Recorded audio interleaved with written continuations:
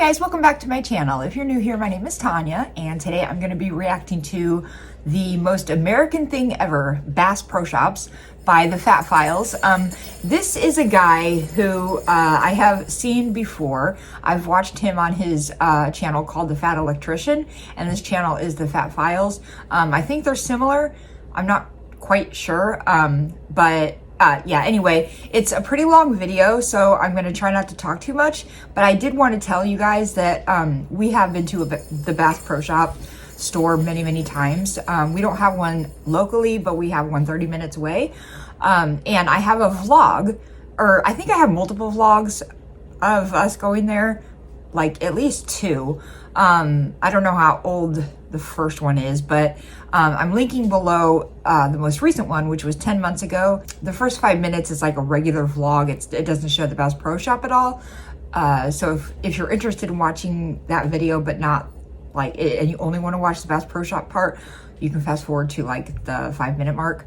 Anyway, I'm very curious to see what he's going to talk about with this. Nothing is normal. Absolutely nothing. Every time I start a video, I was like, this is a cool company. I'm sure completely normal things are happening there. Never happens, okay? Started working on a Cabela's video, found out that they're actually owned by Bass Pro Shop. Okay, I'm gonna do a Bass Pro Shop video. And now there's Indian spiritual leaders and crystal skulls and pyramids and curses involved. I actually just learned like last year that Bass Pro Shop has other stores called Cabela's in other states, and I didn't even know that. And I don't even know what's going on. Today we're talking about the most American thing that has ever happened. That time that we took the world's 7th largest pyramid and turned it into a Bass Pro Shops. Okay, and just so we're all on the same page, it is not the simple fact that America turned the world's 7th largest pyramid into a bait and tackle shop that's the most American thing ever. No, the most American thing is the story of how it happened, because it reads like a redneck Indiana Jones script, and it's absolutely insane. But we're gonna get to it right after a word from our sponsor. Delete me. All right, buckle up. Things are about to get weird. Alex Jones may or may not be involved. Regardless, our story begins in 1948 when Johnny Morris, the founder of Bass Pro Shops, is born. He grows up as the son of a World War II veteran that after coming back home from the war opens up a liquor store. That goes well, so he opens up another liquor store soon. He's got an entire chain of regional liquor stores called Brown Derby. Why on earth did they call it that? I have no idea. So then why did I bring it up? Because it kind of sounds like a gay bar, and I think that's funny. Moving on. So Johnny spends his childhood growing up in Springfield, Missouri. His dad owns a chain of liquor stores in the Midwest. There's absolutely no way that guy's not making a ton of money. There's literally nothing to do in the Midwest other than drink and figure-8 race, which, if we're being on... That's actually true and false at the same time. There's nothing to do in the Midwest. I always yell with these on. I'm very sorry. There's nothing to do in the Midwest when you compare it to all the other things you could do in the U.S. like climbing a mountain or going to a beach, or, you know, going to Disneyland or Disney World or something like that. Niagara Falls, like when you compare it to that, yeah, we don't have those things. We do have mountains in the Midwest, but like we don't have the ocean, but we have beaches. Like that part is different, but there is things to do still in the Midwest. But it's true, Midwesterners like to drink and like to party. is just racing with an intersection while you're half... A lot of us are Irish. drunk anyways. Hell yeah. So Johnny presumably has a pretty good childhood because his dad is taking him on all these hunting trips. He's going bass fishing out at Lake of the Ozarks, and he ends up becoming this huge Lake of the outdoors Ozarks, guy. I He goes love off Lake to of the college where Ozarks. he, and I quote, majored in fishing. You can do that? Comes back home from college, doesn't really know what he wants to do, but he does know it's a humongous pain in the ass to find good fishing equipment, because remember, this is like the 1970s. There is no Amazon. You can't get on the internet and buy all the fishing stuff, okay? Bass Pro Shops doesn't exist yet. You gotta know a guy that knows a guy that's making lures in his basement if you wanna get good fishing tackle. So Johnny, fresh home from college where he just learned the laws of supply and demand, there's a huge demand for fishing stuff and there's a very low supply of it, figures he's gonna fill that gap and he's probably gonna make some money doing it. So he takes out a $10,000 loan, rents a U-Haul, travels the entire United States making connections with local bait and tackle shops and buying up all of their inventory, and then brings it back to Springfield, Missouri and starts Bass Pro Shops in the back of one of his dad's liquor stores. Whoa. Now remember what I said, there is no Amazon. You can't get online and order all your fancy bass fishing equipment. You gotta know a guy that knows a guy, and pretty soon Johnny Morris becomes that guy. His phone number is getting passed around the fishing community like wildfire. That's the next crazy. thing he knows, he's getting phone calls from other states boats all over the country, placing orders, and then he's mailing stuff to people. This goes on for about 2 years, and then after that, he realizes he has an enormous catalog of names, addresses, and phone numbers of all the big fishermen all over the United States of America. So he takes a risk. He prints out 10,000 Bass Pro Shops catalogs in 1974 and mails them to absolutely everybody with all of his products inside. This explodes into a humongous mail order business, which is basically the Amazon of its time. And as he continues to grow the business, he's like, you know what? Fuck it. I'm just going to start selling fishing. That's actually true. Ordering out of a catalog was absolutely the Amazon of our generation and generations before me, because we didn't have the internet, and so I have ordered lots of things out of catalogs before. That's how old I am.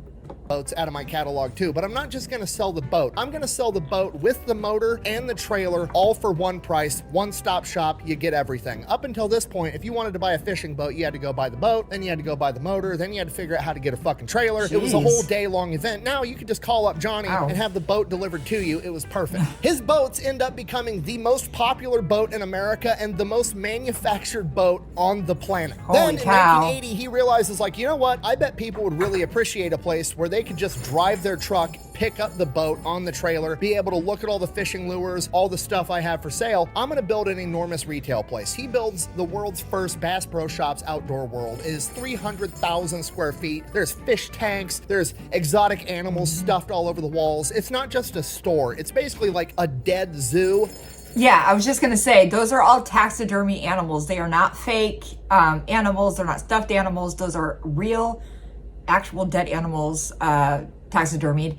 I'm saying that because I saw someone go to Bass Pro Shop for the first time in their life, someone not from America, and they vlogged it, and they could not convince themselves that those were real animals. They thought they were like, those are absolutely fake, right? No, they're not. Except the fish are alive. It's basically Willy Wonka's chocolate factory for rednecks, okay? People travel from hours and hours away to make their pilgrimage to Bass Pro Shops. Okay, I can't stress to you enough how big of a deal the first Bass Pro Shops was, okay? To this day, the Bass Pro Shop in Springfield, Missouri is considered the largest tourist attraction in the state of Missouri. This one singular store gets over 4 million customers a year, okay? That's like 11,000 people a day inside of this bait and tackle shop. Okay, and at this point you're like, wow, that's a lot of people. No, that's a metric fuck ton of people going to buy fishing lures. I would not want to go to that Bass Pro Shop to shop. 40,000 people a day. You've got 25% the business volume of Disneyland, and all you're doing is selling fishing equipment. Johnny Morris is literally the Walt Disney of rednecks at this point. Buh! How can we keep saying everybody that shops at Bass Pro Shops is a redneck? Buh! Don't do the whole I'm gonna get offended over literally nothing bit, okay? Nobody cares, okay? At the end of the day, there's only two types of outdoor people, okay? There's Patagonia wearing outdoor people, and there's Bass Pro Shop outdoor people, okay? You've got outdoor people that want to save the environment, you've got outdoor people that want to eat the environment, okay? If you are the ones that want to eat the environment, sorry, you're a redneck. That's just how it goes. I think we offended somebody out here. That ain't funny, is it, sis? Anyways, outdoor I world. love Jeff Foxworthy so much. Oh my God. And yes, I personally identify as a redneck girl. I for sure am a redneck girl, and I love Jeff Foxworthy. I love his stand-up. I love my favorite ever comedy routine. This is totally off subject, but my favorite ever comedy thing that I've ever seen was Jeff Foxworthy, Bill Engvall, and Ron White and Larry the Cable Guy, and they did a tour, and they filmed one of them, and they called it the Blue Collar Comedy Tour. They have like a part 2 also that came out later, which is, I guess, still good. It's still good, obviously, but the first one, something about the first one that's just so, I've never laughed so hard in my life. So if you guys are interested in like comedy and stuff, find Blue Collar Comedy Tour, see if you can find it. It's worth watching. It's so funny. Sorry, that rant went on way too long. outrageously successful. So when you find something that works, you keep doing it. So he opens up another one and another one. Another one. And then another one. And next thing you know, he's got over 200 Bass Pro Shops, outdoor worlds all over the country. So now at this point, Johnny Morris has built the business out wide, and the only place left to go is up and down. He vertically integrates the entire thing. So Johnny Morris figures, okay, well, who's upstream of me? I'm the middleman. I basically buy shit from a factory. I sell it in my store. I deliver it to the customer. Cool. I'm going to go backwards, and I'm going to start buying all the factories that make the shit in my stores. He buys out the boat company that makes all these boats, which to this day is still the most popular boat in America and the company that makes the most boats in the world. He buys the company that manufactures the four-wheelers that he sells in his stores. He buys up anything and everything that he can, and then he makes that the Bass Pro brand. And in doing so, his brand is now absolutely everywhere. It's on boats, it's on ATVs, it's on clothing, it's on dining room sets, it's on fishing equipment. Brand is now absolute. What the fuck kind of fish is this, guys? Listen, I go fishing with my husband and my son. I don't fish though. Like I sit there and look for rocks. And I don't know what kind of fish this is, but it scares me. Everywhere. It's on boats, it's on ATVs, it's on clothing, it's on dining room sets, it's on fishing equipment. It's absolutely everywhere, to the point that everybody in America knows that brand. It's one of the most recognizable brands of all time. And in doing so, it's kind of polarizing, right? There's only two types of people in regards to Bass Pro Shop. There's people that like it and want to shop there, and those people are going to buy his merch and rep the company because they think it's awesome. And then there's people that want to make fun of the people that shop at Bass Pro Shop. And guess what they're going to do? They're also going to buy his merch to wear it ironically in an attempt to make fun of those people. Either way, Johnny Morris is making money off of both ends selling his merch. It's absolutely brilliant. Not only is he conquering his own market, he's figured out a way to monetize the haters as well. Hey, I'm sorry, I didn't see you there. I was too busy blocking out the haters. So Johnny Morris has done it. He's vertically integrated everything. Like anything to do with fishing in America, he is inescapable. Like you gotta go through this guy if you want to be able to catch fish, essentially. So he's like, okay, well, I need to expand into related markets. What's related to fishing? Hunting. Most people that fish hunt, vice versa. So there's another company, almost the same exact business model and storyline to him, but it's the hunting version, and that's Cabela's. So he buys Cabela's out for $5 billion and combines the brands together. After acquiring Cabela's, there's only one more company that he's actually competing with, and that's Sportsman's Warehouse. So he goes to buy them out too, and he gets like all the way to the very end. They're about to sign the contract, and Bass Pro Shops is about to own Sportsman's Warehouse, and the government agency, the FTC, the Federal Trade Commission, has to step in and stop the purchase of Sportsman's Warehouse, because if he buys it, they're going to declare it a legal monopoly. He is not allowed to buy up any more of the competition. This is the worst. At this point, Johnny Morris has essentially won capitalism. The government has had to come in and say, no, you're way too good at selling fishing lures. You're not allowed to do this, because then you're literally going to be the only option in the entire country. We've got to stop you. Here's the gold star for winning capitalism. Great work. Enjoy being a billionaire. Have a nice day. So Johnny Morris is like, okay, the government stepped in, not allowed to get any bigger at doing what I'm already doing. So my only other option now is to either just call it a day and retire, or I can expand into a related market. And at that point, he realizes like, okay, I'm going to do tourism. I'm already kind of in tourism already. I have the #1 tourist destination in Missouri, and my other stores are in the top 5 destinations in like 8 other states. So he gets more into tourism. He starts opening up Bass Pro Shop resorts, golf courses. He has a fucking music festival. And then one day, the Memphis Pyramid comes up for sale. And I know what you're thinking, why the fuck is there a pyramid in Memphis? Great question. Well, in the 1950s, there was this architect that wanted to make a big ass pyramid. There's also a big ass ark in Kentucky that you can go and tour. I'm just saying. My daughter has been there. He actually wanted to make 3 pyramids, but it never got that far. He never got around to it in his life, but his son also became an architect, and in the 1980s, he resurrected the idea, got the funding, and built the 7th largest pyramid in the world on the Mississippi River in Memphis. Right out of the gate, the Memphis Pyramid is extremely polarizing. You've got taxpayers that are like, I don't want you to take my tax money and build a giant fucking pyramid. No. And then there's other people that are like, fuck yeah, this is America, let's build a giant pyramid. And then you've got people coming out of left field like like Alex Jones claiming that the people behind it are part of the occult and they're building a secret satanic worship temple or some shit. These guys are admittedly into the occult. You can just look up their names. They're all over the local newspapers. And originally, it was an event center. People were going to have basketball games there, boxing matches. Mike Tyson fought there. They were going to have concerts, all kinds of stuff. So they started building it in 1989. It finally opens up in 1991. And right before the Memphis Pyramid is about to open up, the maintenance crew goes up to the very top. And at the very top, there's a metal box welded at the top of the pyramid. And they're like, what the fuck is that? So they go, they get the project manager. They end up chipping away at this welding. They rip this box down. Inside this metal box is a smaller wooden box. So they pull that up, they open it, and there's like a of just incense and perfume and shit that comes out. And inside of the box is a fucking crystal skull inside of a velvet cloth. What? Don't worry, it gets weirder somehow. So they track down who put the crystal skull there, and somebody finally admits to doing it, and it is the founder of the Hard Rock Cafe and the House of Blues, Isaac Tigrit, because originally there was going to be a Hard Rock Cafe inside of the pyramid. Still raises the question, why the fuck are we putting crystal skulls at the top like it's an Indiana Jones movie? Isaac Tigrit's reasoning was, I'm not making this up, I promise you. I can show you the interviews where he talks about it. When Isaac Tigrit was 27 years old, he was drunk driving his Porsche and crashed it, careening it off a 400-foot cliff. And as the car is rolling down the cliff, an Indian man appeared and held him through the crash, and he walks out of this car wreck. The car is just completely obliterated, and he walks out without so much as a scratch or a bruise. He appeared instantly in this room.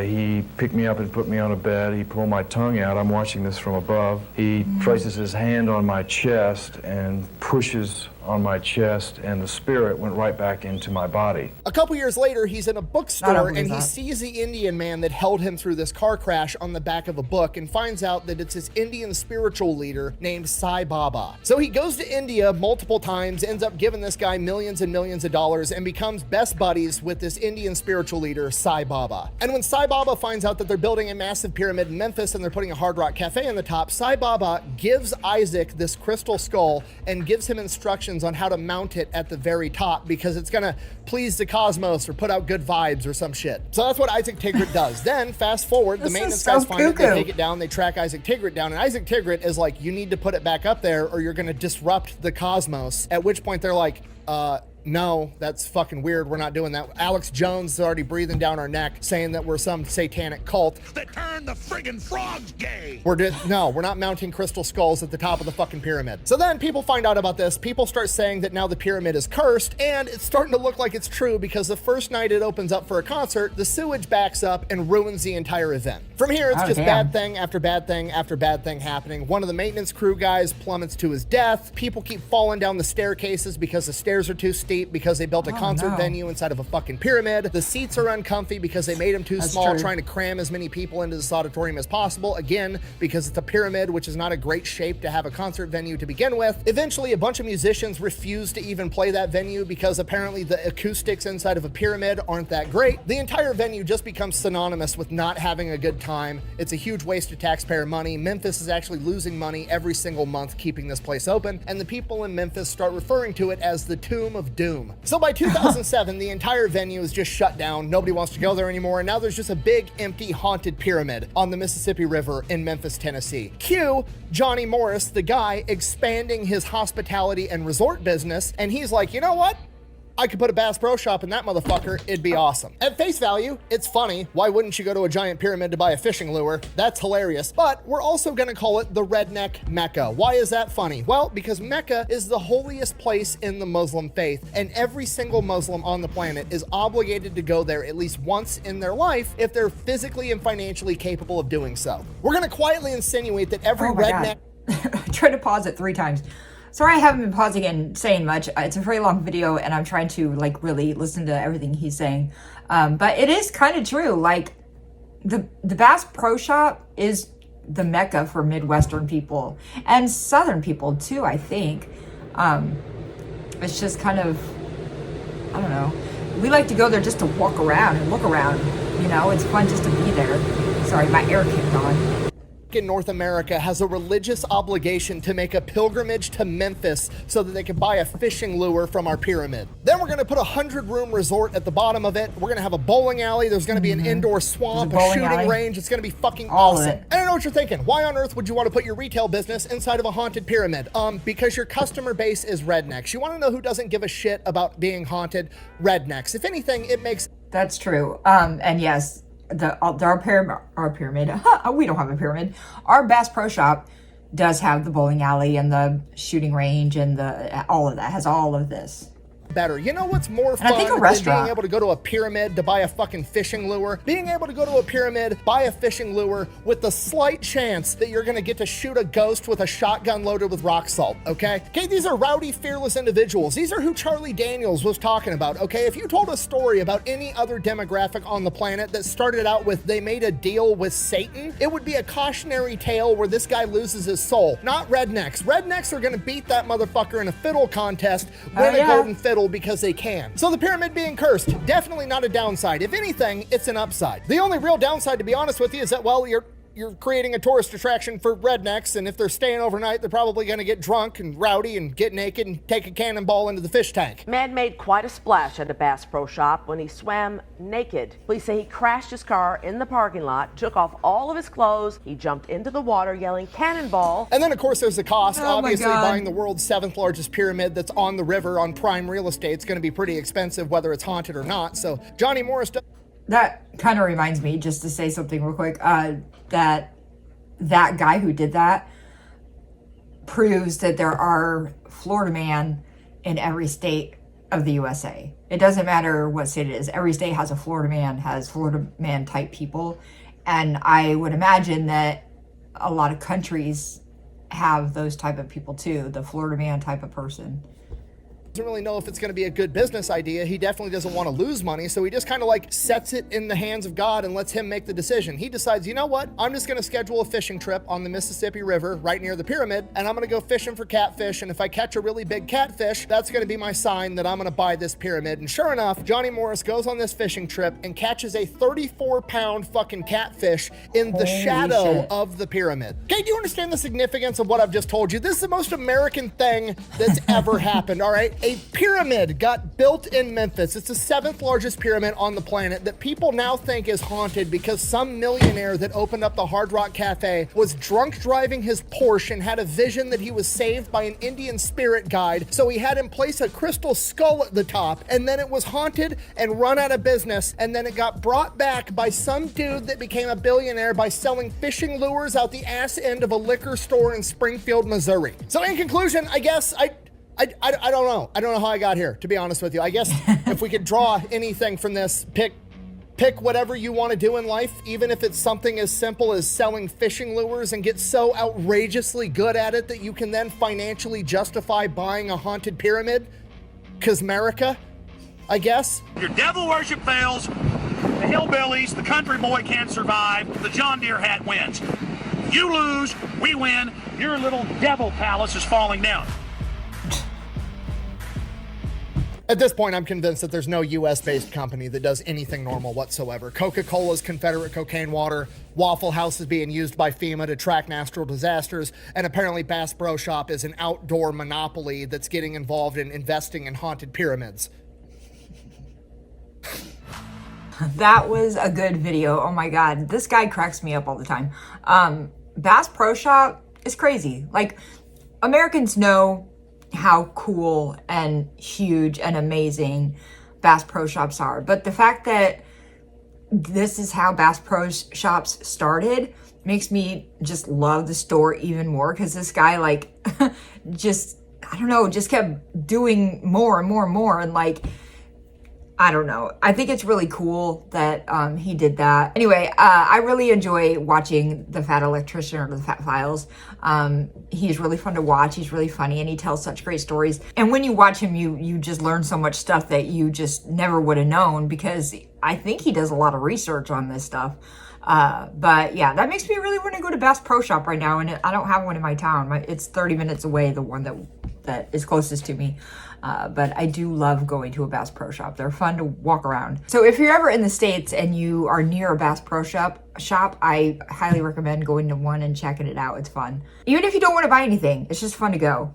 And also my Bass Pro Shop vlog that I did from 10 months ago, it's linked below. Don't forget if you're interested at all in watching it. But yeah, that's gonna do it for today's video. I hope you guys enjoyed this one, even though it's a little bit different. So if you enjoyed it, please give it a like, subscribe if you haven't done that yet, and I'll see you next time. Really? Oh my God, you are crazy. Cody's a lunatic. You cuckoo. I'm so cuckoos. Thank you for the kisses.